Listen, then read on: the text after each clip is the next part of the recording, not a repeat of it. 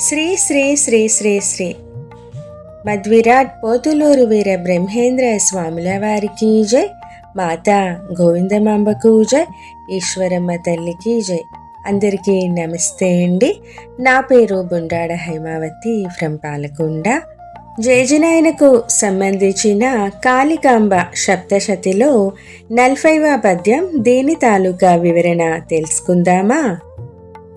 మంచి కాలమే గుదించిన రావచ్చు, తెల్లవారుదనుక తిరిగి రాకు, తిరిగి వత్తువేని దెబ్బలు తప్పవు, కాళికాంబ హంస కాళికాంబ.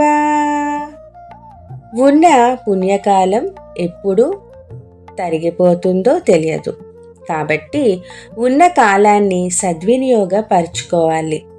తిరిగి మరలా జన్మకు రావద్దు.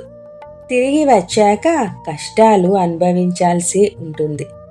సుఖదుఖాలనే రెండు స్తంభాల మధ్య మనిషి అనుక్షణం ఉరితీయబడుతూ ఉంటాడు.